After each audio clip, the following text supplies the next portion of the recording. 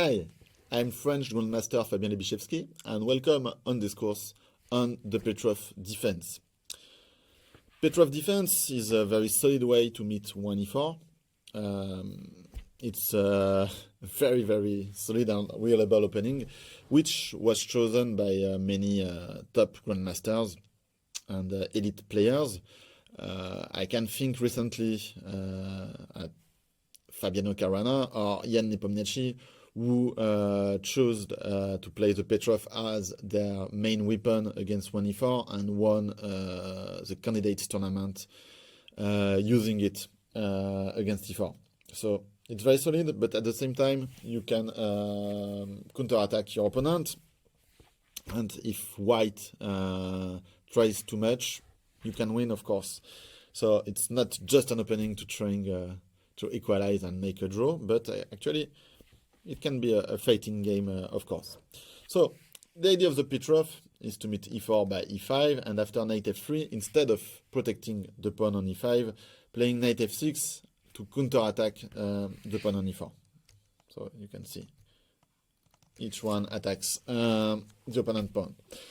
So white here already has to make a choice to capture on e5, to protect the pawn on e4, or to play, for instance, d4, which is the other main line here. The main move here is to capture on e5. d4 is also one of the main line, but white can protect the pawn, as mentioned, with knight c3, or quite a passive move like d3, which is not very ambitious, of course, as black can protect the pawn on e5 and play with d5 then. It's like a feeder defense reversed, which, of course, black has absolutely no problems. So right now I will show you what I chose to play in every lines, and so that you will know what happens next in the course. So if white plays knight c3 to protect the pawn on e4, I would recommend to play knight c6 and keep the symmetry. So it's not really Petroff defense, this position. It's the 4-knight game opening. I prefer to play knight c6 as bishop b4. Bishop b4 would be the way to keep the position, let's say, with no transposition to other opening. But my concern is that I believe that white will be a bit better in this line. So if you look at the position, it's like a Ruy Lopez Berlin defense reversed with one tempo up, so for white, of course. And white can capture this pawn. Black will manage to regain the pawn on e4 after this sequence. But the problem, yes, is that white has the bishop pair and can build slowly some pressure. So, of course, it's not that bad for black. The position is solid. And if you really want, you can play like this. Some good grandmasters played like this. So it's not refuted, of course. But I would recommend, so not playing this, but going for knight c6 in this position. Play the 4-knight game opening. So first of all, when you will play some games and you prepare against your opponent, you can have a look on what is his main opening with white after e4, e5, knight f3, knight c6. A player who plays the Ruy Lopez or the Italian game, or let's say Scotch opening, will maybe not want to play knight c3 as he has to play another opening. But a player who plays the 4-knight games, even if it's time to time, can try to avoid the Petroff and go for it. So I think that black's position is anyway very solid. Here there is only two main moves for white, which is d4 or bishop b5. On any other move, and there are many, I mean, it can be bishop e2, it can be g3, it can be h3, it can be a3, it can be many moves. You will go d5 with black. That's the idea. If white goes d4, you can trade the pawn and go bishop b4, which is a solid way to meet this line. And the other move is bishop b5 to play kind of Ruy Lopez with the knight on c3. And here black can make the copycat and play bishop b4.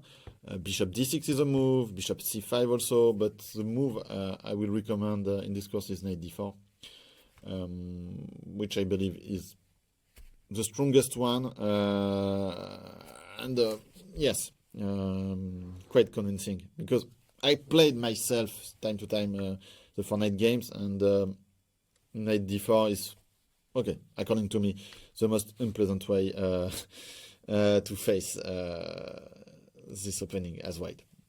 So that would be my recommendation. But let's now speak about the core of the course and the real Petroff defense, which occurs after knight takes e5 or d4. And we will analyze it in detail. So knight takes e5 is the main move, and my main recommendation here will be to play d6, of course, but I had the surprise to see that knight takes e4 is not that bad after all, and can be playable for black.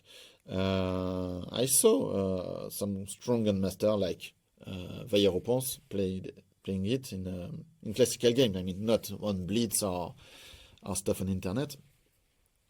And yes, as a child, I thought, okay, knight takes e4 is bad because I play queen e2, and when the knight goes away, I will play knight c6 and win the queen. Yes, that's true, but actually it's not what black wants. Black wants to play queen e7, and after queen takes e4, play d6, and black will win back the knight.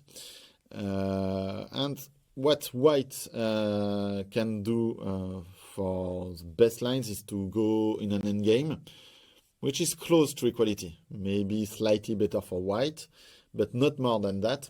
So you can choose it as a surprise weapon, because I'm not sure that white players will be ready and know everything in this line. And even if it happens, it remains playable for black. I analyzed it in detail, so you will see. But of course, my main recommendation will be to play d6 to attack the knight. So main move for white is to go knight f3, but as you see with the arrow, white can choose some sideline, which are knight c4 or knight d3. And in both cases, usually white wants to trade queens early. For instance, let's say knight d3, knight takes e4, queen e2, queen e7, and the knight on e4 will go someday, and the queen will be traded. Actually, that can be a way for white to play against the Petroff.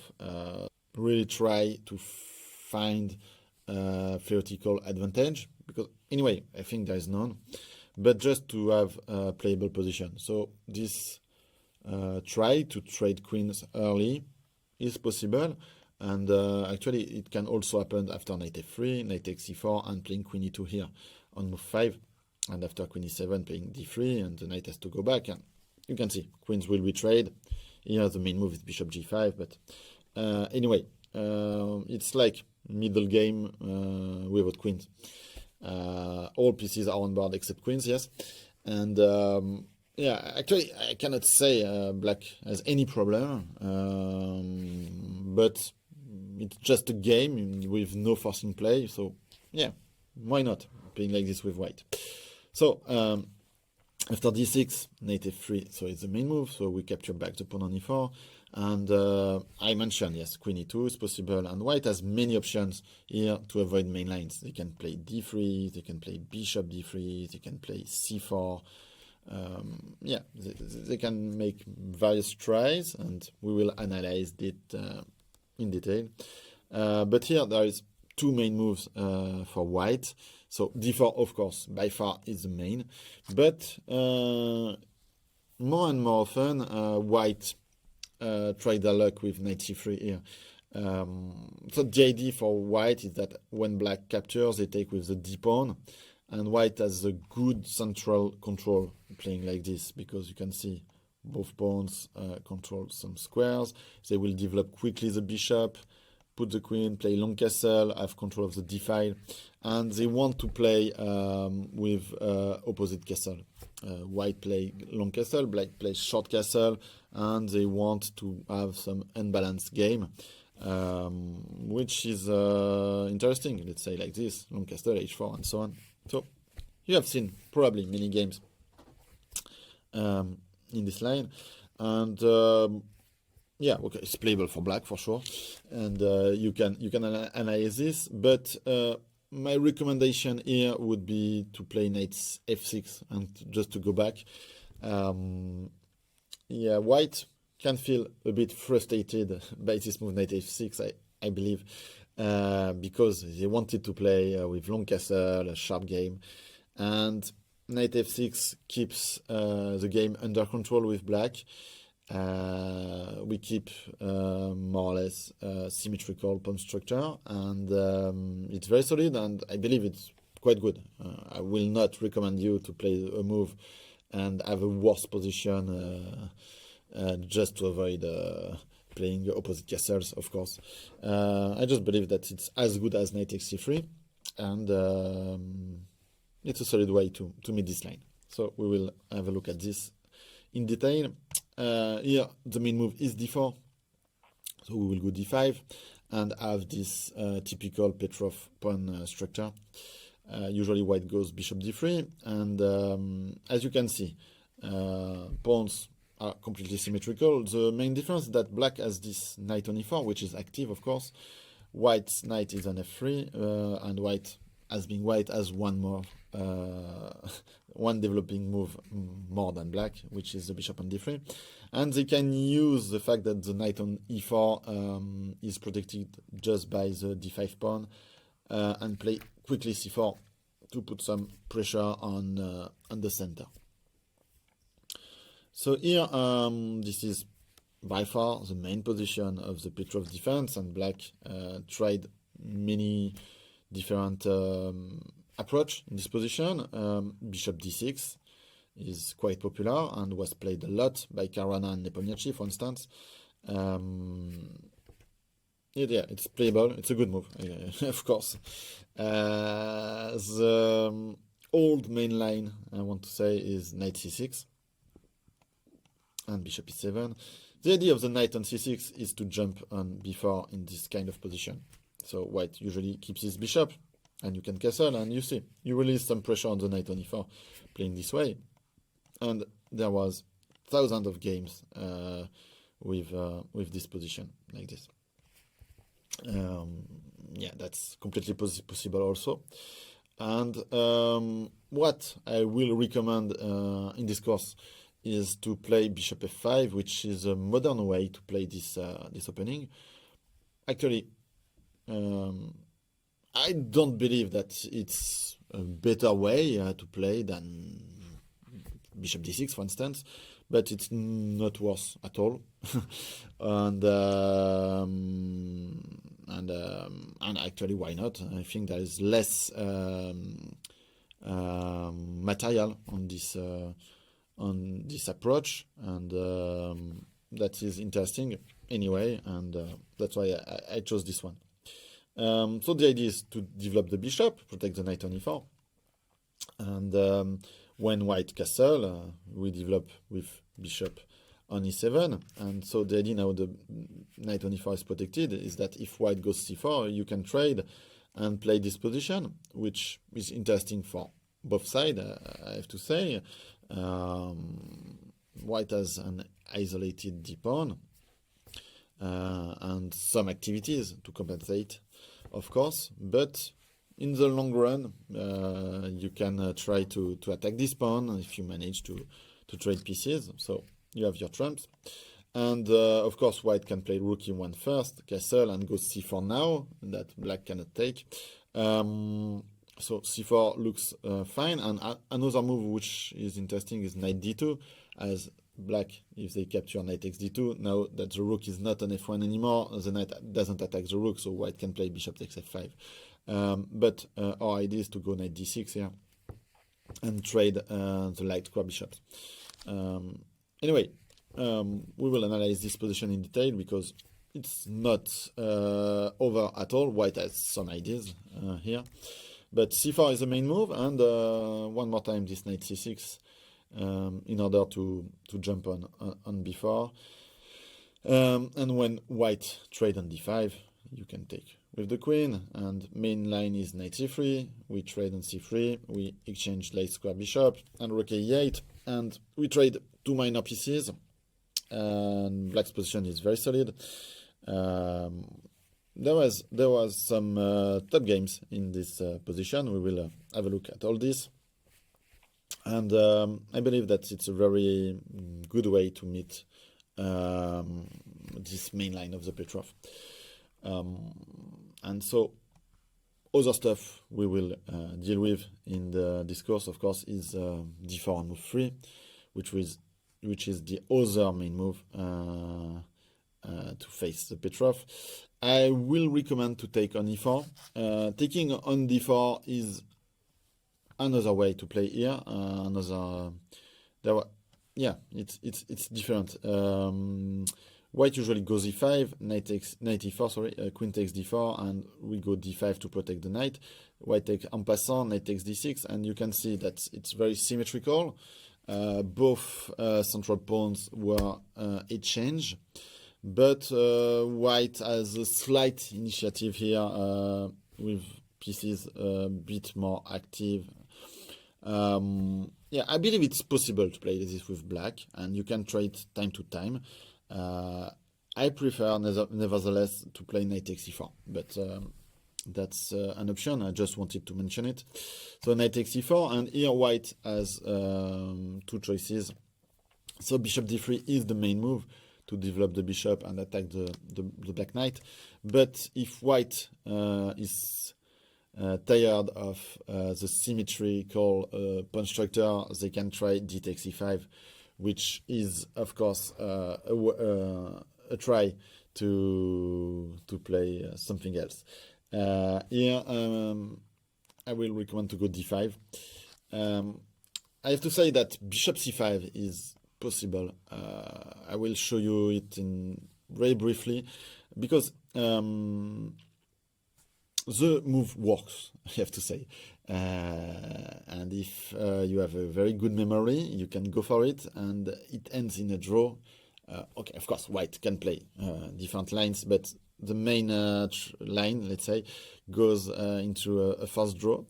But the problem is that if black doesn't remember well or makes the slightest mistake, it's already losing.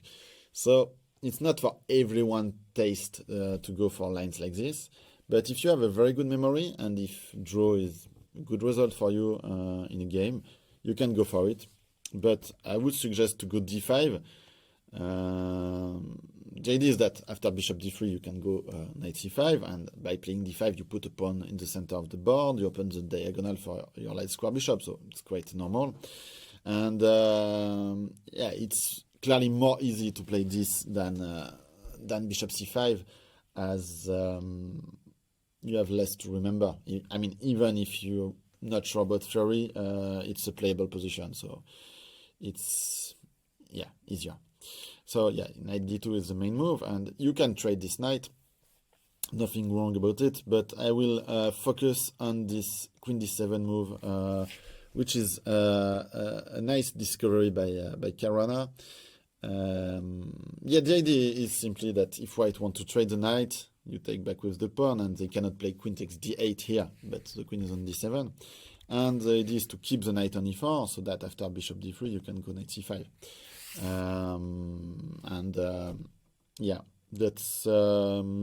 That's a fighting line, I have to say. It's fine for black, but it's completely playable. So I can see more and more games when white tries to take d takes e5. The main move here was and still is bishop d3.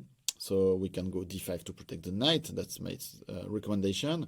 If you don't know it, there's a funny way here to play with black, which is knight c6, because actually white doesn't really threaten the knight. I mean, they can take it, but you go d5, and when the bishop goes back, you go e4, and you win back your your piece. So knight c6 is playable. I believe that white can try something like knight takes c5 here and try to find some ideas in this line. Maybe bishop e3 here. They can take on d6, of course, but bishop e3, black captures, and knight d2, and you can see white invest a pawn, but they have a lot of play. They will go long castle, and yeah, that would be maybe my recommendation for white here. Anyway, I didn't choose this knight c6 as my main move, but if you want to investigate, feel free, because it's always good to have several options in your repertoire, so that your opponent cannot really guess what you will play, and you are more unpredictable. So you can have a look at this. But what I will recommend is to go d5, and after knight takes c5, playing bishop d6, which looks completely fine to me. And yeah, before preparing this course, I wanted to recommend knight d7, which actually is fine, and it's the move I played myself when I had this position as black. I didn't play the Petroff really often in my life, but played some game with it, and yeah, I had decent results with the Petroff. So knight d7 is the main move, and you can find many games. But I was surprised that bishop d6 looks very, yes, easy to play. You just keep the symmetry, like castle, c4, you go c5. And I believe that black managed to equalize with this. So I analyzed all this stuff. Yeah, the idea is not to keep the symmetry all along. Yeah, you cannot really play c takes d4, but you go knight f6, and you will take back the pawn on d5 then. And I saw some games of Paravian, which is a very good grandmaster, and it seems to me, yeah, why not playing like this actually? It seems easy and good, so why to make it complicated if we can go for easy stuff like that? So we saw every line we will deal with in this course. So after knight takes c5, I will recommend to go d6, and you saw the line I mentioned. I will also analyze knight takes c4 in a different chapter. And against d4, we will keep this position completely symmetrical. And I will also speak about lines where white wants to avoid the Petroff and switch to 4-knight game. So that's it. I hope that you will enjoy the course, and see you soon.